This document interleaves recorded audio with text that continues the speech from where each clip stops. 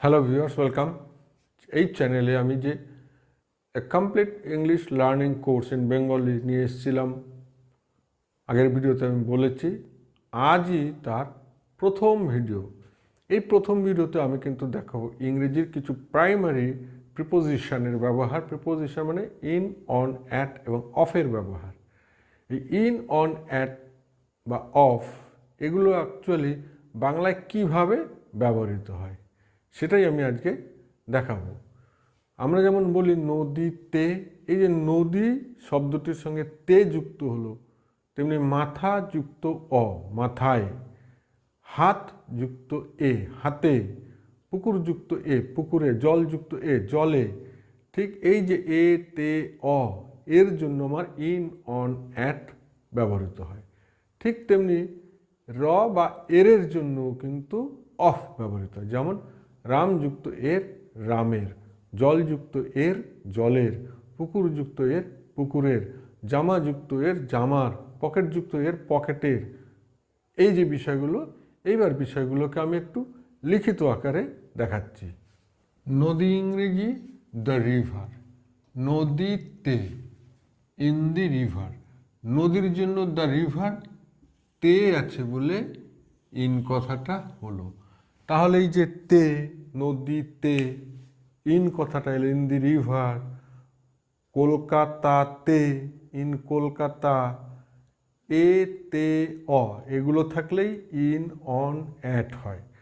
মানে যে কোনো একটা হতে পারে, কিন্তু তার জন্য একটা নিয়ম আছে, সেটা এখানে আমরা কয়েকটা উদাহরণ দেখলে বুঝতে পারবো। তাহলে নদীতে, ইন দি রিভার। তেমনি মাথা ইংরেজি দ্য হেড, কিন্তু মাথায়,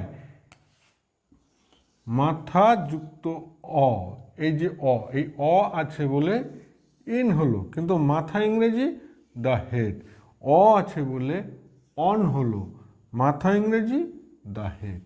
এখন প্রশ্ন হলো যে একবার ইন একবার অন, এই মাথায়, এটা কেন হলো? যখন মাথার উপরে কিছু থাকে তখন অন দি হেড, আর যখন মাথার অভ্যন্তরের কথা বলা হয়, মাথার মেমোরি বা মাথার ব্রেন অথবা ম্যারিট এসবের কথা যখন বলা হয় তখন বলা হয় ইন দি হেড। যেমন তার মাথার উপর একটি ঝুড়ে, there is a basket on his head, অথবা তার মাথায় কিছু নেই, মাথায় কিছু নেই তার বুদ্ধি নেই, এই অর্থে মানে তার মাথায় কিছু নেই, there is nothing in his head, that means his head is divide of any merits. দরজা ইংরেজি দ্য ডোর, আর দরজায় অন দি ডোর অথবা at the door. On the ডোর কখন, অ্যাট দি ডোর কখন? যখন কোনো ব্যক্তি একদম দরজার চৌখাটে এসে গেছে তখন আমরা বলি কি, on the door. That means a man is on the door, a man is standing on the door. আর একটা ব্যক্তি যখন দরজার কাছাকাছি আসে তখন আমরা বলি at the door, the man is standing at the door, মানে দরজার কাছে দাঁড়িয়ে আছেন। কলকাতা ইংরেজি কলকাতা, কিন্তু কলকাতায় এই যে অ আছে, এই অ এর জন্য ইন হলো।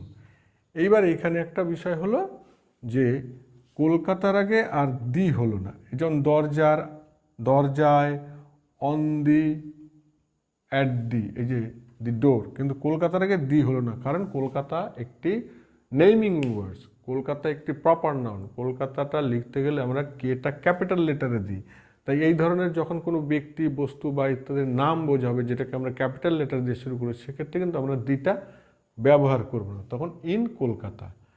এরকমই আর একটা হয়,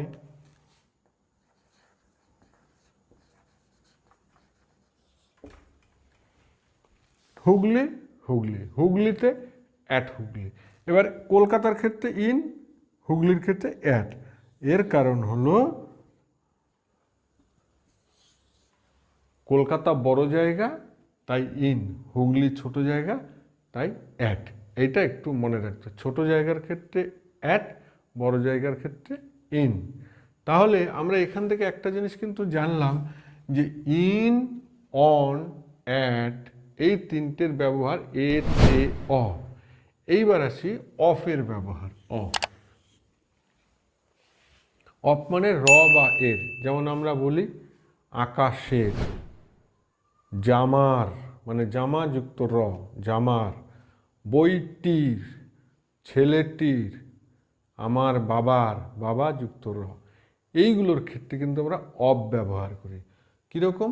জল ইংরেজি জানি দ্য ওয়াটার, কিন্তু জলের অফ দি ওয়াটার। তাহলে এই যে জলের সঙ্গে যে এর কথাটা যুক্ত হয়েছে, এর জন্য অফটা কিন্তু আগে চলে এলো। ইংরেজিতে চলে আসবে আগে, কিন্তু বাংলায় থাকবে পরে।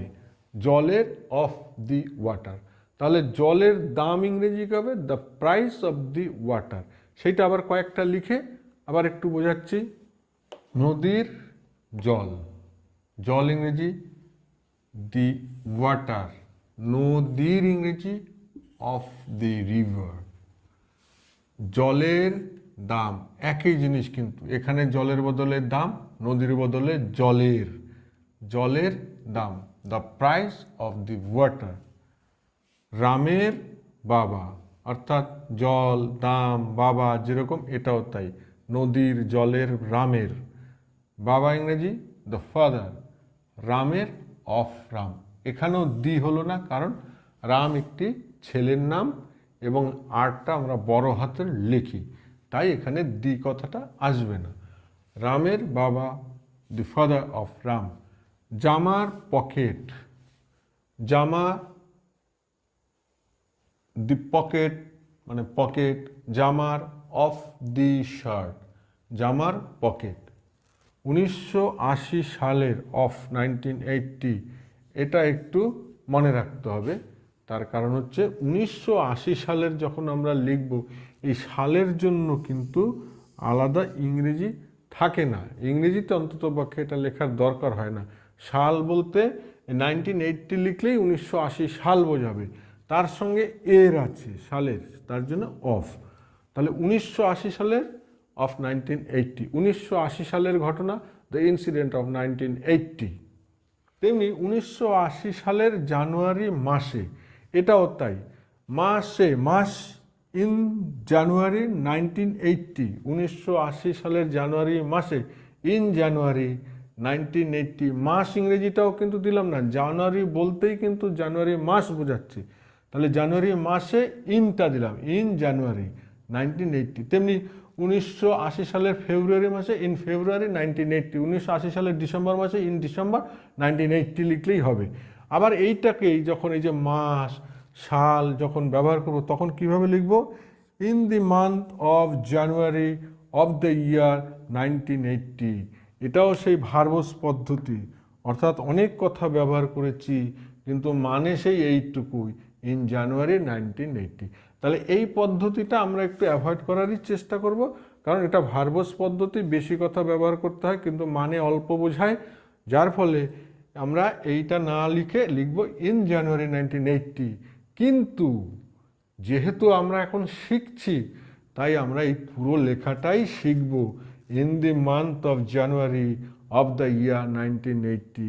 যখন আমরা এটা শিখে ফেলব, তখন আর আমরা এইটা ব্যবহার না করে ইন জানুয়ারি 1980 এটাই ব্যবহার করব। যেমন আমি যদি জানি এই পেন্সিলটা কিভাবে ছোট করতে হয়, তাহলে তো আর আমাকে পেন্সিলটা ছোট করতে সমস্যা নেই। কিন্তু আমি যদি না জানি যে পেন্সিলটা কিভাবে ছোট করতে হয়, তাহলে আমি হাজার চেষ্টা করলেও পারবো না। কেউ আমাকে বললো এই পেন্সিলটাকে একটু ছোট করে দেখান, আমি জানি খুলে দিলে ছোট হয়ে গেল, কিন্তু যদি না জানতাম তাহলে তো আমি হয়তো ভাঙার চেষ্টা করতাম, নানানভাবে কৌশল অবলম্বন করতাম, কিন্তু সেটা তো হবে না। তাই বলছি, এখন যেহেতু আমরা শিখছি, তাই আমরা এইটাই লিখব, in the month of January of the year 1980। আর যেই শিখে যাব তখন ইন জানুয়ারি 1980। এই জন্যই ইংরেজি গ্রামার কিন্তু শেখা প্রয়োজন, কারণ গ্রামারটা শিখলে পরে আমরা কখন, কোথায়, কিভাবে, কতটুকু বাদ দিতে হবে, এটা কিন্তু আমরা জানব। আর যদি শেখা না থাকে, তাহলে এমন একটা জিনিস বাদ দিলাম যেটা দিয়ে অর্থ আর প্রকাশই পেল না, এমন একটা কথা বললাম যার কোনো অর্থই হয়তো হলো না। That's why need to learn grammar to speak English and even to write English in the better way. আমরা বলি না স্পোকেন ইংলিশে গ্রামার শেখার দরকার নেই, এই কারণে কিন্তু গ্রামার শেখাটা একটু দরকার। আমি রেফারেন্স হিসাবে এই কথাটা বললাম। যাই হোক, এইবার আমি দেখাবো কিভাবে অফ এবং ইন, অন, অ্যাট একই সঙ্গে ব্যবহৃত হয় এবং সেই ফ্রেজটা আমরা গঠন করতে পারি, সেটা একটু সংক্ষেপেই দেখাবো। নদীর জল আছে, the water of the river. আমরা যদি এখানে নদীর জলে লিখে দিতাম, তাহলে জলে ইংরেজিটা কি? In the water, in the water of the river, অর্থাৎ নদীর জলে। জলের দাম এটা যাচ্ছে না, রামের বাবার, এখানে দুটো যদি র দিতে, রামের বাবার, তাহলে রামের ইংরেজি অফ রাম চলে গেল, বাবার ইংরেজি অফ দি ফাদার। ফাদারটা তো কোনো নাম নয়, তাই এর আগে দি হলো, of the father of Ram. জামার পকেট আছে, দি পকেট অফ দি শার্ট, যদি এটাকে আমি পকেটে করে দিই, জামার পকেটে, তাহলে ইন কথাটা চলে আসবে, in the pocket of the shirt, জামার পকেটে। 1980 সালের, যদি এটা লিখতাম 1980 সালে, রটা যদি বাদ দিতাম 1980 সালে, তাহলে অফটা বাদ দিয়ে লিখতাম ইন 1980, অথবা in the year of 1980, in the year of 1980, 1980 সালে।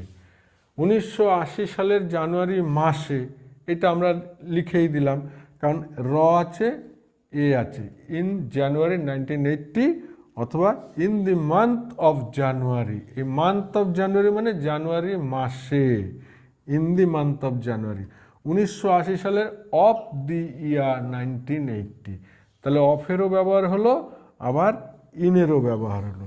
এই হলো অফ, ইন, অন, অ্যাট, সবকটি মিলিয়ে কিছু ফ্রেজ গঠন করলাম, যেটা আমাদের বাক্য গঠনের জন্য কিন্তু লাগে। বাক্যের শুরুতেও বসতে পারে, শেষেও বসতে পারে। এবার আমি দু চারটে বাক্য গঠনের উদাহরণ দিয়ে দেখাবো যে কি কারণে এইগুলো শিখলাম বা কি কাজে এগুলো লাগবে। এখানে 3টি বাক্য আছে। প্রথম বাক্যে আছে বইটির দাম 100 টাকা। এটা একটা সম্পূর্ণ বাক্য, কমপ্লিট সেন্টেন্স। এটা যখন আমরা ট্রান্সলেশন করব ইংরেজিতে, দেখতে হবে বইটির দাম, এটাই কিন্তু এই বাক্যে প্রথমে বুঝবো, বইটির দাম হয় 100 টাকা। বাংলায় হয় কথাটা আমরা দেই না, কিন্তু ইংরেজিতে হয়ের যে ইংরেজি হয়, ইজ, অ্যাম, আর, এগুলো দিতে হবে। তাহলে বইটির দাম 100 টাকা। দ্য প্রাইস অফ দি বুক, এটা কিন্তু হয়ে গেল বইটির দাম, যেটা আমি শেখানোর চেষ্টা করছি, হয়ে গেল এইটা, দ্য বইটির দাম। এবার হয় ইজ ₹100। আমরা কিন্তু কখনো 100 রুপিস লিখব না ইংরেজিতে, এটা কিন্তু ভুল হয়। 100 rupees, ₹100, that's the best way of writing this term. 100 টাকা, 100 রুপিস, যেই লিখবো ভুল হয়ে যাবে, ₹100। আকাশের রং একই, বইটির দাম আর আকাশের রঙের গঠন একই, দামের জায়গায় রং, বইটির জায়গায় আকাশের লিখে দিলেই ব্যাস হয়ে গেল। তাহলে the colour of the sky হয় ব্লু বা নীল, হয়, যেমন এটা রুপিস ইজ, হয় ₹100। আমার জামার পকেটে, তাহলে প্রথমে আসি পকেটে। পকেটে ইংরেজি in the pocket, in the pocket. কিসের পকেট? জামার। Of the shirt, of the shirt. কার জামা? আমার জামা। Of my shirt. যেই এখানে আমার, তোমার, তার থেকে যাবে, তখন আর এই দি কথাটা থাকবে না, এর বদলে আমার, তোমার, তার, অর্থাৎ মাই, ইয়োর, হিজ, এই জাতীয় টার্ম চলে আসবে। তাহলে অফ মাই শার্ট, তাহলে কি আমার জামার পকেটে, এই যে অংশটুকু আজকে শেখানোর আমার মূল উদ্দেশ্য, এইটুকু ইংরেজি, আমার জামার পকেটে, in the pocket of my shirt. এবার পূর্ণ বাক্যটা কি আছে? একটি কলম আছে, আমার জামার পকেটে একটি কলম। There is a pen in the pocket of my shirt, there is a pen in the pocket of my shirt. আর যদি বলতাম জামার পকেটে একটি পেন আছে, there is a pen in the pocket of the shirt, এখানে আর মাই কথাটা আসতো না। তা এই হলো আমার প্রথম ভিডিওর যেটা শেখানোর, সেটা সংক্ষেপে শেখানো হলো, কারণ এগুলোর আরও বৈচিত্র্যপূর্ণ ব্যবহার আছে, যেগুলো এই মুহূর্তে আমি যে কথাটা বলেছি, যে প্রথম পর্বে আমি খুব সংক্ষেপে ব্যাকরণের বিষয়গুলো আমি তুলে ধরব। তা এটা ইন, অন, অ্যাট এবং অফের ব্যবহারটা সংক্ষেপে তুলে ধরলাম। আশা করি ভিডিওটি ভালো লেগেছে। Thank you very much for watching this video, and I also request you to watch the coming videos to be uploaded in this channel. And never forget to share the videos to your friends, relatives and near and dear ones, so that they can also get the benefit of this video. Thank you very much once again.